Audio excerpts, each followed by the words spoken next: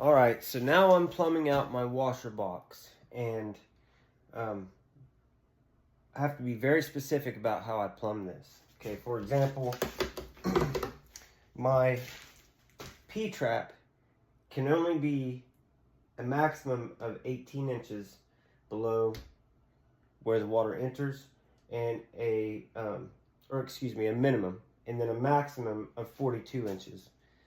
So it's going to have to go in this wall. If 42 inches drop below the floor, then I would be able to put it below the floor. So I can't do that. I have to P-trap it here in the wall. And if you see right here, of course, you know, you've got your jack stud on this window. And typically you don't want to eliminate your king stud here. But I didn't do that. Okay, I did put this strap in to tie these two together, but this old stud here came down and it was sitting on top of this, but it wasn't actually doing anything because there was no weight on it and it was rotten. So you can see actual termite damage, probably carpenter ants to be honest, but anyway. So it wasn't doing anything, and I needed more space here to plumb this out. I could have went crazy with it and drained it over here, P-trapped it, brought my vent and everything over into here, and then dropped down with the drain and went up with the vent, whatever. I could have did all that, but I want to try to consolidate it all right here, but I also have to meet code. So right here this is called a weir, right? In between the P-trap and your T right here.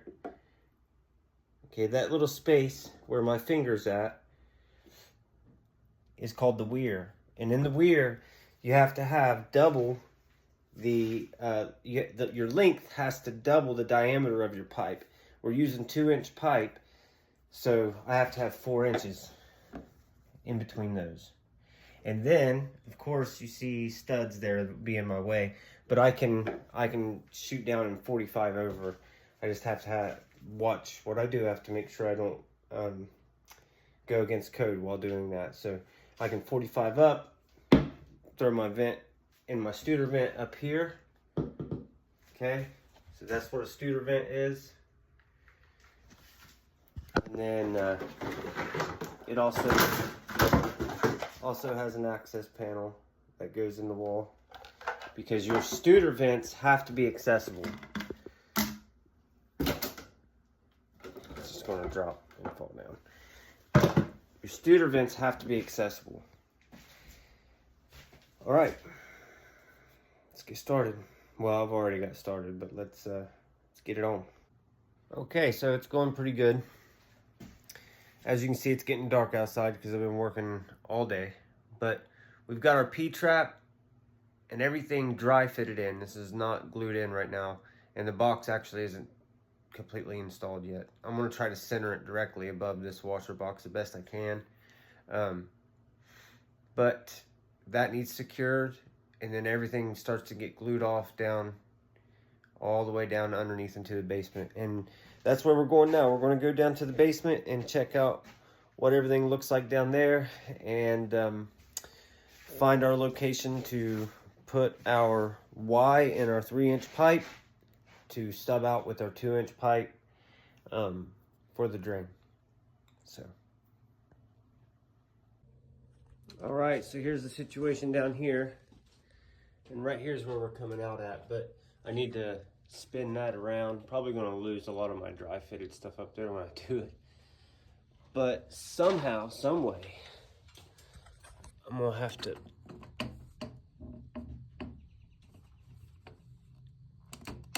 angle that 90 down, come down, and meet this probably like right in here. I hope, because the thing is our joists are right in the way, right? So, and we want to avoid cutting into those joists like they did here for the toilet. Like, you really want to avoid doing that. That just ruins the strength of that joist. Now, when I first got on this project, what they had done is built a wall here to try to support that joist, but that was not doing the job at all, because I mean, it was only supporting one section there of the joist, and it was rotten down here. There's a lot of moisture down here. So I put in treated blocking methodically, and when you do that, it strengthens this joist up. It distributes the weight properly and strengthens that joist up. But you see, if I cut a big hole in my joist over here, I'll have to do the same thing over there, and I really don't want to do that. I want to maintain the integrity of those joists as much as possible. The thing is whoever plumbed this main drain, they did not do a good job. They go through that brick over there, and then they come back around, and then they go through the block over there. It's kind of wild, because I mean, it's just wild. I don't know, dude. I don't know why they did all that. And they had zero vent. So I've also got to pop off, got to cut it here and install another Y that 45's up into the wall, probably like right in here. I really want to come over right in here. This is where I want to come, but I don't think I'm going to be able to. That's too long of a horizontal run. You can only come like 18 inches before you have to go vertical with a vent. So this block I'll probably pull out and move it back to like right here for now, and then Y up and over into my wall. There's a little figure in there. We're going to figure it out, but we've got a vent. We've got to have our vent right here. Your ventilation has to enter in the first spot where water enters your drain, right? And typically you would want it before that spot, but when there's a toilet, it goes directly after, and that air helps to push that water down through the drain.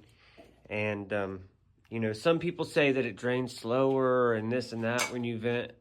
And if you watch on YouTube, there's this guy, he's an inspector, who made a video where he did this experiment where he like allegedly proved that you can drain a vent faster or you can drain a drain faster but without having a vent. All right, but here's the thing. When you watch that video, you can see all of that water like gurgling and bubbling.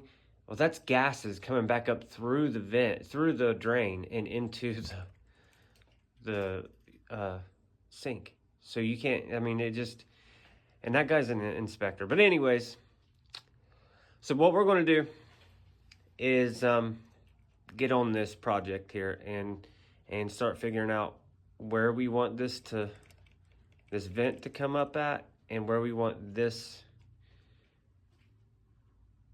to drain into. And you know what I'm thinking now? I'm thinking about bringing that on out to like right here, and then 90ing over and coming in to the ABS over here. But the thing is I personally will not tie PVC to ABS typically, because it's wrong. You can't do that. They did that. Well, anyways, I got cut off because I'm gonna keep losing storage. But yeah, so they tied into the ABS here. That's incorrect.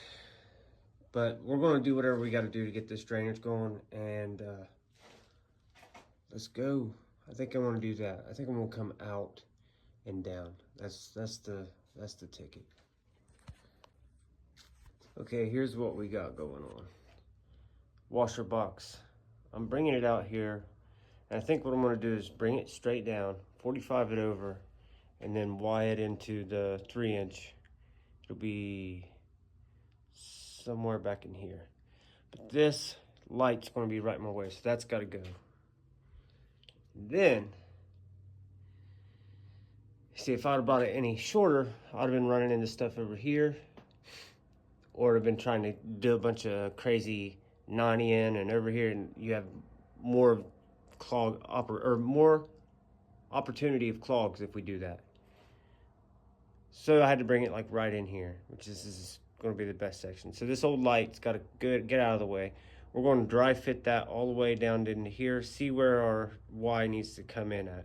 Now, because I have a leak in this fitting here. And because I don't like a lot of this.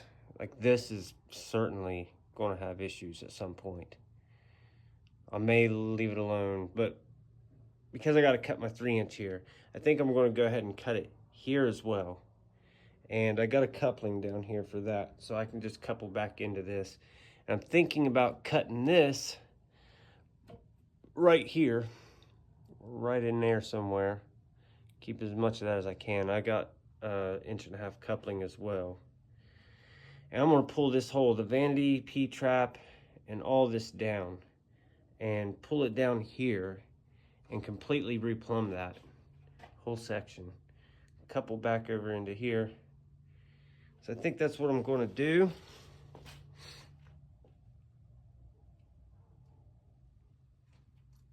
I got to go out to my house tomorrow. And I'm pretty sure I got some 3-inch stuff there. See, they got a T there because they've got a clean out over here. What is that?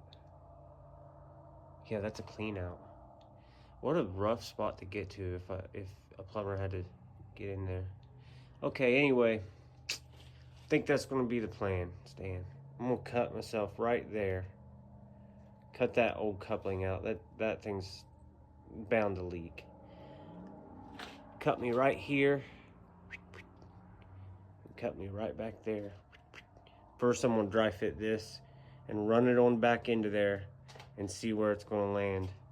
And then I got to cut this light out. So, I need a flathead, Phillips head, impact. I got my saws all down here. And I need some temporary strapping because I need to strap up some stuff while I cut it. That's the plan. Yippee-ki-yay. And it's already dark outside, so we're in this creepy ass basement. Better get my secondary light too. Yeah, so this is going to be a lot funner than it looks. I got that light box out of there, tested it, made sure it was dead. And but there's electric laying right on top of the plumbing. So I guess what I'm going to do is do a... Anyways, so I got cut off, but I'm going to do a real good cleanup of this entire area. Staple up those electrical circuits properly. And get it cleaned up a little bit so I can work back in there. Alright, I'm going to take me a quick little break here, but so I got everything back there swept up, cleaned up real good, killed about 3 colonies of spiders. There's a big piece of old steel galvanized or steel line coming out of there. I think it was an old gas line. Went back there and cut that off. Destroyed a $15 blade. And then come back here, finish getting everything cleaned up, strap that main line up right there. You can see the little strap in it, kind of barely. Gosh, I have gloves on, I can't zoom. Wait, is that it? Oh yeah, it is it. Okay, strap that up. Because that thing was just dangling down here. That's the main water line. And then cut my plumbing out, as you can tell. Cut it right here. And the vanity and the shower and everything tied in right there. But it's leaking. That section is leaking, so that needed to be fixed anyways. Be easier to fix it down here once I get the fitting. I don't have the fitting tonight. I thought I bought that, but apparently I didn't, so I'll have to go tomorrow morning and get that. But anyways, so there's no using that shower tonight for sure. I'll have to wash off in the sink if I'm staying here. So anyways, got that section in. That comes from the washer box again. So that's how that will drain. And then now what I'm going to do is go up to the bathroom, check everything, make sure that that dry fit is all correct. First, we need to look up here and make sure we didn't fall out. Nope. She looks beautiful. Gorgeous. So now that means I can go upstairs and I can start gluing all of that in from the top down. Get down here and glue it all off tonight. Just cannot run the toilet or the shower at all until this is tied back in. Yippee.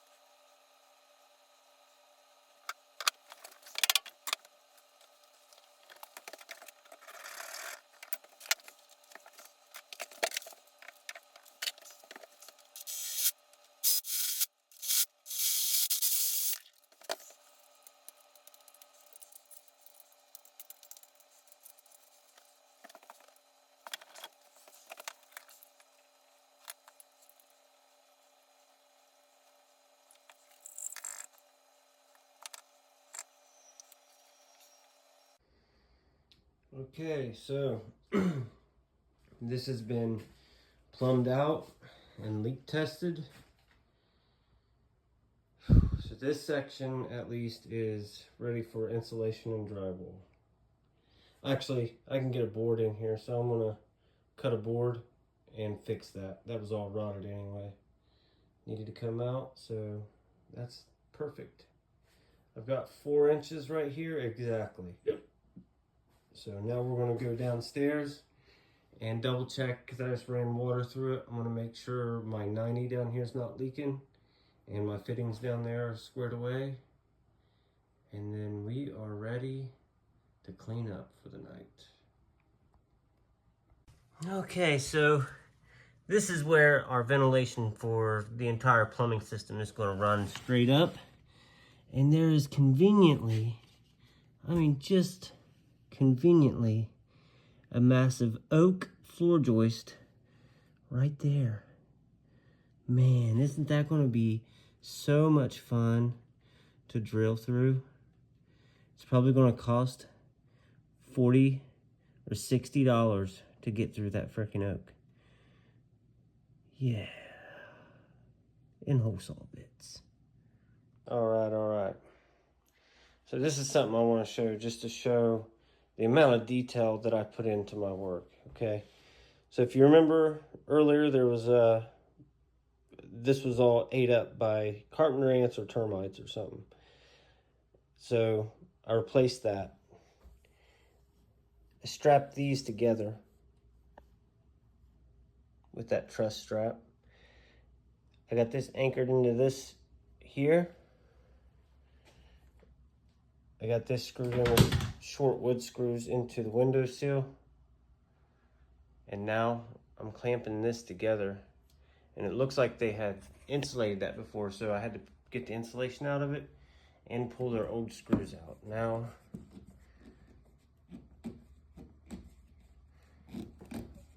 what we're gonna do, oh yeah.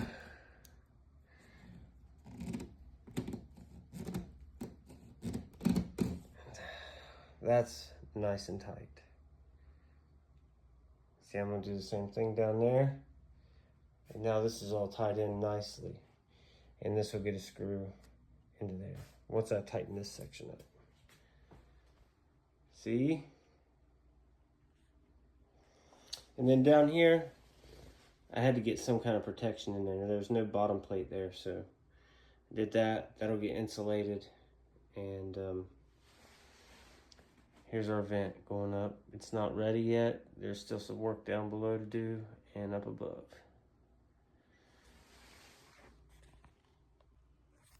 Now I don't want to run any lags from here into here. Matter of fact, that one's getting taken out because I don't want to compromise my vent. Okay.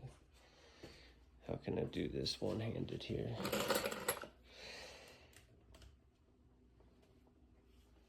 Alrighty then.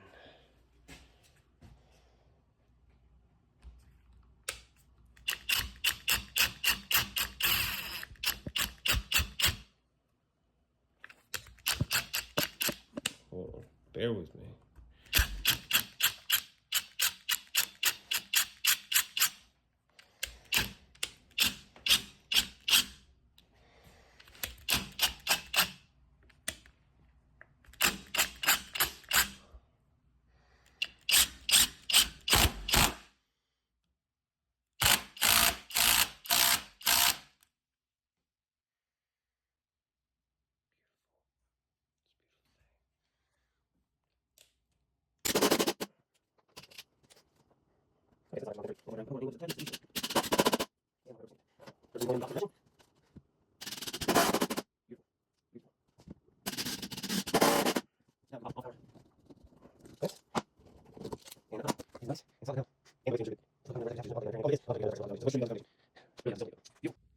All right, good deal.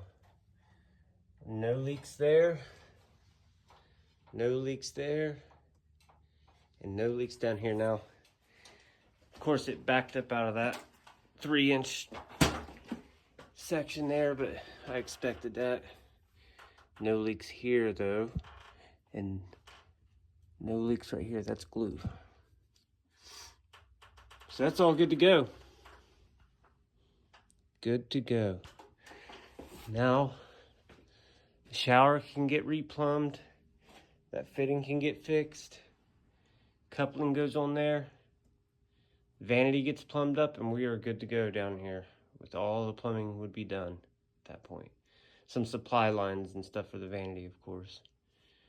But then I'll just come down here and inspect everything, make sure there's no leaks, strap everything up good, and then I can clean up down here. And then all I've got to worry about is finishing the foundation, which I am so excited to do. Beautiful.